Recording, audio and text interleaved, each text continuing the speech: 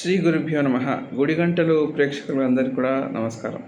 అయితే ఈరోజు మన టాపిక్ అంటే విషయం ఏంటంటే, ఈరోజు గుడికి ఎలా వెళ్ళాలి, అసలు గుడిలో పాటించాల్సిన నియమాలు ఏంటి అనే విషయం గురించి మనం తెలుసుకుందాం. సాధారణంగా మన హిందూ సాంప్రదాయంలో మొదటి నుంచే కూడా మనం ఆలయానికి వెళ్ళడం అనేది ఒక పద్ధతిగా మనకు వస్తూ ఉంది. అంటే దీంట్లో ఆలయానికి వెళ్ళడం వల్ల మనకు కలిగే ఉపయోగాలు ఏంటి అని చాలామంది అడిగారు నన్ను. అంటే ఇప్పుడు ఆలయం వెళ్ళడం వల్ల ఏంటి ఉపయోగం అంటే, అక్కడ భగవంతుడు ఉంటాడు, సరే.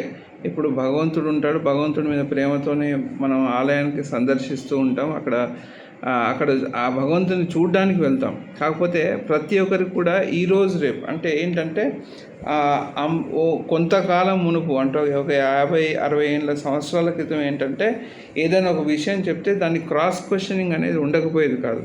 పెద్దలు చెప్పారు కాబట్టి మనం చెయ్యాలి అని చేసేవాళ్ళు. కానీ ఇప్పుడు అలా లేదు. ప్రతిటికి ఒక రీజనింగ్ కావాలి. ఏంటంటే ఆ రీజనింగ్ ఇది చేయడం వల్ల మాకేంటి లాభం, ఇది ఒక రకంగా చాలా మంచి పరిస్థితి అని చెప్పాలి. ఎందుకంటే ఇప్పుడు అవివేకంగా కొన్ని చేయడం కన్నా కూడా తెలుసుకొని చేయడం అనేది చాలా ఇంపార్టెంట్. అది కానీ కొన్నిటికి ఏంటంటే మీకు ఆన్సర్ దొరకదు, కానీ అంత మాత్రాన చేయకూడదని కాదు. ఎందుకంటే అది మీరు ఎన్నో ఏళ్ళ రీసెర్చ్ చేసిన తర్వాత చెప్తారు. అది మనకు చెప్పినా అర్థం కాని విషయాలు కొన్ని ఉంటాయి. అలాంటి విషయాలలో మనకి ఋషులు ఏం చేస్తారంటే దాన్ని సాంప్రదాయం అని పేరు పెట్టారు. అది మనం రెగ్యులర్గా మనకు తెలిసినా తెలియకున్నా మనం ఆచరించుకుంటూ రావాలి. ఈ గుడికి వెళ్ళే దాంట్లో కూడా దీంట్లో ఒక ప్రాముఖ్యత అనేది మనకి జ్యోతిష్యపరంగా కూడా ఉంది. దాని తర్వాత మనకి దానివల్ల చాలా లాభాలు అనేవి ఉంటాయన్నమాట. అంటే మీరు ఇంతకుముందు చూస్తే ఆలయాలు అనేవి చాలా పెద్దగా కట్టేవాళ్ళు రాజులు. అంటే చిన్నగా ఎప్పుడు కూడా ఆలయాలు కట్టలేదన్నమాట. ఎందుకంటే మీరు చూస్తే, మీరు ఏ రాజు కట్టిన ఆలయం చూస్తే, మీరు తమిళనాడులో, దక్షిణ దేశంలో మనకి తమిళనాడులో ఎక్కువ ఆలయాలు ఉన్నాయి. మీరు చూడండి, ఒక్కొక్క ఆలయం దాదాపుగా ఒక సగం ఊరు ఆలయమే ఉంటుంది. ఇప్పుడు శ్రీరంగం లాంటి ఆలయాలు తీసుకుంటే మీకు మొత్తం ఊరే ఒక ఆలయమే అది. అంటే అన్ని దేవాలయం సంబంధించినవే ఉంటాయి. అన్ని గోపురాలు, రాజగోపురాలు ఇవన్నీ కూడా ఉంటాయి మీకు. ఎందుకు అంత పెద్దగా కట్టేవారు అంటే, ఎప్పుడే కానీ అంటే ఇది జ్యోతిషపరంగా తీసుకోవచ్చు, మీరు మామూలుగా సాంప్రదాయబద్ధంగా కూడా తీసుకోవచ్చు. ఏంటంటే మీరు ఆలయానికి వెళ్ళినట్టయితే ఏమవుతుందంటే మీకు గురుబలం అనేది చాలా పెరుగుతూ ఉంటుందన్నమాట. అంటే దానివల్ల ఏంటంటే మీకు ప్రతి ఒక్కరికి కూడా కావాల్సింది మనశ్శాంతి. ఇప్పుడు మనశ్శాంతి దొరకడానికి మనకి ఆలయం అనేది చాలా మంచి స్థలం అన్నమాట. ఇక్కడ వెళ్ళడం వల్ల ఏమవుతుందంటే మీకు ఆలయంలో రకరకాలైన యంత్ర ప్రతిష్టలు, దేవతా ప్రతిష్ట ఇవన్నీ కూడా జరిగి ఉంటాయి. కాబట్టి అక్కడ మనకేంటంటే ప్రతి ఒక్కరికి కూడా సృష్టిలో ఉన్న శక్తిని అందరం కూడా మనం తీసుకోలేము. అంటే మనకంత కెపాసిటీ ఉండదు. దానికి కావాల్సిన కొన్ని సదుపాయాలు అనేది అందరికీ ఉండవు. అంటే ఒక తీవ్రమైన సాధన చేసేవాడికి సదుపాయాలు ఉంటాయి, కానీ అందరికీ ఉండవు అలా. అంటే దానికి ఒక ప్రక్రియ ఉంటుంది. ఆ ప్రక్రియ అనేది అందరూ కూడా చేయలేరు. కానీ గుడిలో ఏంటంటే ఆ ప్రక్రియ అనేది అది ఏదైతే మన కాస్మిక్ ఎనర్జీ అంటాం కదా, మనకి ఏదైతే సృష్టిలో ఉన్న శక్తిని ఒక దగ్గర క్రోడీకరించే స్థలం ఏదంటే అది ఆలయం అన్నమాట. ఆలయంలో ఏంటంటే సృష్టిలో ఉన్న శక్తిని, ఏదైతే శక్తి ఉంటుందో అది మనకి ఆ విగ్రహ రూపంలో మనకి ఇవ్వడం అనేది జరుగుతుంది. అంటే అలా కన్స్ట్రక్షన్, అంటే మీరు గుడి యొక్క ఆర్కిటెక్చర్ చూసినట్టయితే మనకి ఆ గోపురం ఏదైతే ఉంటుందో అక్కడ మనకి టెక్నికల్గా మనకు సైన్స్ ప్రకారంగా చూసినా మనకి ఆ శక్తిని తీసుకుంటుంది. అంటే విశ్వంలో ఉన్న శక్తిని మనం తీసుకొని ఆ విగ్రహం నుంచి మనకి దాని యొక్క వేవ్స్, అంటే దాని యొక్క శక్తి అనేది వెలువడిస్తూ ఉంటుందన్నమాట. అంటే దానికి కావాల్సిన యంత్ర ప్రతిష్ట ఇవన్నీ కూడా చేయడం జరుగుతుంది. అందుకోసమే అప్పట్లో యంత్ర ప్రతిష్ట కూడా కింద ఏం చేసేవాళ్ళు, బంగారు యంత్రాలని ప్రతిష్ఠించేవారు.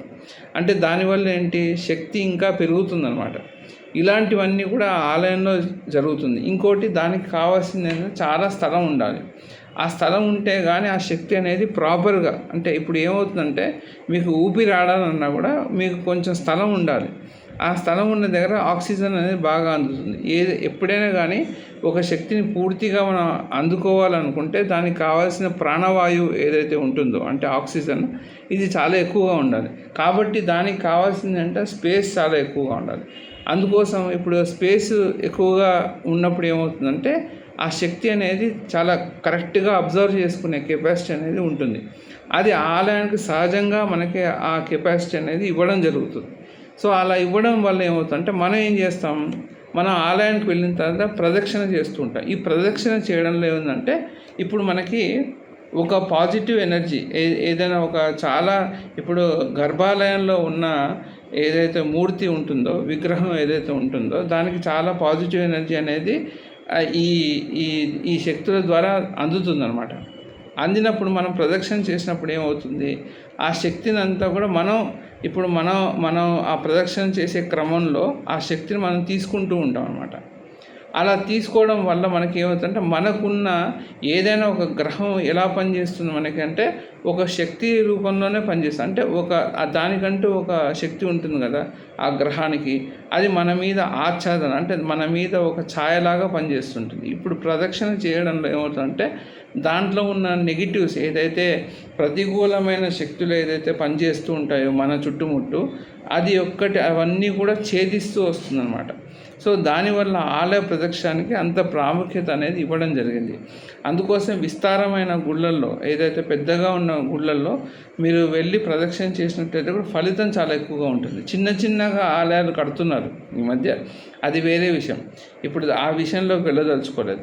కానీ ఇప్పుడు పెద్ద ఆలయానికి మీరు వెళ్ళినట్టయితే మీకు అంతటి మనశ్శాంతి కూడా మీకు లభిస్తుంది. మీరు చూడండి, చిన్న ఆలయానికి వెళ్ళినప్పుడు మీకు మనశ్శాంతి వేరేలా ఉంటుంది. అదే పెద్ద స్పేస్ చాలా స్పేషియస్గా కట్టడం వల్ల దానివల్ల మనకి చాలా మనశ్శాంతి అనేది లభిస్తూ ఉంటుందన్నమాట. కాబట్టి ఆలయానికి వెళ్ళడం అనేది చాలా ఇంపార్టెంట్. ఈ ఆలయంలో వెళ్ళడంలో ఇంకొకటి ఏంటంటే మనం ఆలయానికి వెళ్ళిన తర్వాత ఏదైతే ఎలా కన్స్ట్రక్షన్ చేస్తారు ఆలయం ముఖ్యంగా అంటే ఇప్పుడు గర్భాలయం ఏదైతే ఉంటుందో అది స్వామి యొక్క ముఖము లాంటిది. తర్వాత ధ్వజస్తంభం ఏదైతే ఉంటుందో అది స్వామి అది మధ్య భాగం లాంటిది. అంటే ఎక్కడైతే మర్మస్థానం ఉంటుందో అది ధ్వజస్తంభం స్థలంగా మనం పిలుస్తుంటాం. తర్వాత ఏదైతే రాజగోపురం ఉంటుందో అది పాదాల కింద మనం తీసుకుంటూ ఉంటాం. అంటే గుడి యొక్క కన్స్ట్రక్షన్ అనేది అలానే చేస్తారనమాట. అందుకోసమే దాన్ని ధ్వజస్తంభాన్ని వీర్యస్థానం అంటారు. వీర్యస్థానం అంటే ఏంటి, అక్కడ ఎక్కువ శక్తి అనేది ఎక్కువగా ఉంటుంది. అంటే ఎక్కడైతే ముఖ భాగంలో ఉన్న శక్తికి ధ్వజస్తంభంలో ఉన్న శక్తికి చాలా వ్యత్యాసం ఉంటుంది. ముఖ భాగంలో మనకి వచ్చే ఎనర్జీ వేరు, ధ్వజస్తంభం దగ్గర వచ్చే ఎనర్జీస్ వేరు. అందుకోసమే ఇప్పుడు మన కొన్ని సాంప్రదాయాలు అంటే భిన్న సాంప్రదాయాలు ఉన్నాయి. అందుకోసమే ఏదైనా పని కావాలంటే మనం దేవుడి దగ్గర అనేది కోరుకోవడం కాకుండా మనం ధ్వజస్తంభం దగ్గర కోరుకోవాలి. ఎందుకంటే అక్కడ వీర్యం అనేది చాలా ఎక్కువగా ఉంటుంది. ఇప్పుడు భగవంతుని ముఖం చూసి ఆనందపడాలి. మనం అక్కడ స్వామిని నమస్కారం చేసుకొచ్చి ఏదైనా కోరేది ఉంటే ప్రతి ఒక్కరు కూడా ఏం చేస్తారు, స్వామి దగ్గర ఎదురుగా ఉండి కోరుకుంటూ ఉంటారు. కానీ అలా ఎప్పుడు కూడా చేయకూడదు. ఎప్పుడే కానీ కోరికలు తీరాలనుకున్న వాళ్ళు ఎప్పుడే కానీ ధ్వజస్తంభం దగ్గర నించోనే ఆ కోరికలు అనేది కోరాలి. అది మనకి సాంప్రదాయబద్ధంగా మనకు వస్తున్న మనకి లక్షణాలు, అంటే సాంప్రదాయబద్ధంగా మనకు చెప్పిన విషయాలు అన్నమాట ఇవన్నీ కూడా. అందుకోసం ఇప్పటి నుంచి మీరు ఆలయానికి వెళ్ళినప్పుడు ముఖ్యంగా మీరు చేయవలసిన మీ కోరికలు ఎక్కడ కోరాలంటే ధ్వజస్తంభం దగ్గర అదే కోరాలన్నమాట. అయితే అన్ని చోట్ల ధ్వజస్తంభాలు పెట్టట్లేదు ఈ మధ్య. కొన్ని కారణాల వల్ల కొన్ని మందిరాలు అంటారు, కొన్ని ఆలయాలు అంటారు. కాబట్టి ధ్వజస్తంభం లేని ఆలయానికి మీకు అంత శక్తి అనేది ఉండదు దానికి. ఎందుకంటే ధ్వజస్తంభం అనేది శక్తి కింద ఉంటుంది. అందుకోసం ధ్వజస్తంభం కూడా ఎప్పుడు కూడా దానికి భిన్నమై ఉండకూడదు. అంటే అది కూడా ప్రాపర్గా ఉండాలి. అది భిన్నమై ఉంటే దానికి కూడా శక్తి అనేది లోపిస్తూ ఉంటుందన్నమాట. అట్లాగే రాజగోపురం కూడా చాలా ఇంపార్టెంట్. రాజగోపురం అంటే స్వామి యొక్క పాదాలలాగా మనం తీసుకోవాలి దాన్ని. అందుకోసం మొదటిగా గుడి ఎంటర్ అయ్యే ముందరే మనకి ఏం చేసేవాళ్ళు, ఎంతకుముందు పాదాలు కడుక్కునే స్థలాలు ఏం చేసేవాళ్ళంటే రాజగోపురం తర్వాత పెట్టేవాళ్ళు. ఇప్పుడు ఏమవుతుందంటే ఇప్పుడు మనకి స్థలం అనేది పెద్ద సమస్యగా అయిపోయింది. కాబట్టి ఇప్పుడు ఏం చేస్తున్నారు, లోపలే కాళ్ళు కడుక్కునే స్థలం ఇవన్నీ కూడా పెడతారు. అది పెట్టేది ఏదో అది కూడా రాజగోపురం పక్కనే పెడితే బాగుంటుంది అనమాట. అది లోపల బయట పరిస్థితులను బట్టి. మనకి స్థలం ఎక్కువగా ఉంటే అప్పుడు మనం బయట పెట్టడమే చాలా కరెక్ట్ అది.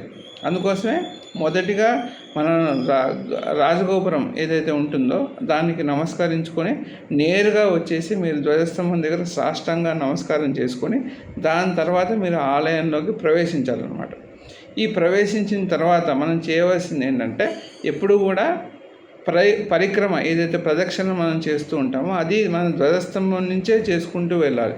ముందు కొంతమంది ఏం చేస్తారంటే ధ్వజస్తంభం ముందర నుంచే చేసుకుంటూ వెళ్ళిపోతారు. అంటే అంత దూరం అవుతుంది కాబట్టి చిన్నగా చేసుకుంటూ అయిపోతుందని చెప్పేసి ఈ ధ్వజస్తంభం కాకుండా మధ్యం నుంచే వెళ్ళిపోతూ ఉంటారు. ఇలా చేయడం వల్ల మీకు ఎలాంటి ఉపయోగం అయితే ఉండదు, ఎలాంటి ఫలితం కూడా ఉండదు. కాబట్టి మీరు ధ్వజస్తంభం నుంచే వెళ్ళాలన్నమాట. ఇంకోటి ముఖ్యంగా మనం ఆలయంలో చేసేదంటే ఎప్పుడు కూడా ఆలయానికి వెళ్ళిన తర్వాత భగవంతుడి నమస్కారం చేసుకున్న తర్వాత కొద్దిసేపు కూర్చోవడం అనేది మనకి పద్ధతిగా వస్తుంది. అది ఎందుకోసం కూర్చోవాలంటే ఈ కూర్చోవడం ఏదో కూర్చొని మీ కోరికలు అడగమని చెప్పేసి కాదు. ఆ కూర్చొని భగవంతుడు ఏ ఆలయానికి వెళ్ళావో ఆ భగవంతుడి యొక్క నామస్మరణ అనేది అక్కడ చేయాలి మనం కంపల్సరీగా. అలా చేసుకుంటే ఏమవుతుందంటే మీకు అక్కడ శక్తి అనేది పూర్తిగా మీరు తీసుకోగలుగుతారు. ఇది మనం చేయవలసింది. దాని తర్వాతనే మీరు ప్రసాదాన్ని తీసుకోవాలన్నమాట. ప్రసాదం తీసుకున్నప్పుడు ఆ ప్రసాదాన్ని కూడా మీరు ఇప్పుడు చాలామందికి ఏంటంటే ప్రసాదం బాగా రుచిగా ఉందని చెప్పి ఇంత పెట్టండి అని అంటుంటారు. ఇప్పుడు అది కూడా తప్పే. ఎందుకనే ప్రసాదం అనేది ఇప్పుడు మనకి చాలా తక్కువ క్వాంటిటీలోనే తీసుకోవాలి మనం. దీనికి కారణం ఉంది. ఏంటంటే మనకి శాస్త్రాల్లో ఏం చెప్తుందంటే ప్రసాదం అనేది మనకి మలినంగా బయటికి వెళ్ళకూడదు. అంటే మనం ఏదైతే పొద్దున మనం బాత్రూమ్ వెళ్తాం కదా, ఆ మలినంగా కూడా బయటికి రానంతగా మనం క్వాంటిటీస్ తీసుకోవాలి. అంటే ఎంత మనకి ఇంతనే ప్రసాదం అనేది ఇంతనే. కాబట్టి ఈ 3 వేలకు ఎంతైతే పడుతుందో దాన్ని తీసుకొని నోట్లో వేసుకోవడం ప్రసాదం. ఎందుకంటే ఈ పాటి వస్తువు మనం ఏది కన్జ్యూమ్ చేసినా ఏది తీసుకున్నా అది మలినం కింద బయటికి రావడం చాలా సాధ్యపడదు. కాబట్టి ఎక్కువ క్వాంటిటీలో ఎప్పుడు కూడా ప్రసాదాలు తీసుకోకూడదు అనమాట. సో దీనికి కూడా ఒక కారణం ఉంది. సో ఇలా చూసుకుంటే స్వామి మళ్ళీ గుడిలో చాలా ప్రసాదాలు చాలా రుచిగా ఉంటాయి కదా, మళ్ళీ అది ఎందుకు మనం తినాలి కదా అంటే అది వేరే విషయం. ఇప్పుడు మీకు రుచి కోసం తినడం వేరు, కానీ ఇది ప్రసాదం అంటే దానికి చాలా విలువ ఉంటుంది, దానికి చాలా ప్రాధాన్యత అనేది చాలా ఎక్కువ ఉంటుంది. కాబట్టి ఇంతనే ప్రసాదం అనేది తీసుకోవాలి యాక్చువల్గా అయితే. అందుకోసం అప్పట్లో మనం తీర్థం తీసుకున్నా మనకి ఈ స్థలం ఏదైతే ఉంటుందో ఈ మధ్య భాగంలో తీర్థం తీసుకుంటూ ఉంటాం. ఆచమనం చేసేదానికి కూడా మనం గుళ్ళల్లో పూజలలో కూడా ఆచమనం చేస్తూ ఉంటారు. ఈ ఆచమనం చేసే నీళ్ళు కూడా చేతి నిండా పోసుకొని తాగడం కాదు, గ్లాసు నీళ్ళు తాగినట్టు తాగకూడదు. అదేంటంటే అది కూడా ఒక 2 బొట్టు అంత, అంటే ఆ ఆచమనం చేసే నీళ్ళు కూడా మీకు లోపల జీర్ణమైపోవాలి. అలా ఆచమనం కూడా అలా చేయాలన్నమాట. ఇవన్నీ కూడా కొన్ని నియమాలు అనేవి మనకి ఆలయ సాంప్రదాయాల్లో ఉన్నాయన్నమాట. ఇలాంటి విషయాలు చాలా చాలా రకాలైన విషయాలు ఉన్నాయి. మీకు సమయం చూసుకొని అన్నీ కూడా ఒక్కొక్కటిగా విశ్లేషించి చెప్తూ ఉంటాను. ఇప్పటికీ ఇవి పాటించే ప్రయత్నం అయితే చేయండి. నమస్కారం.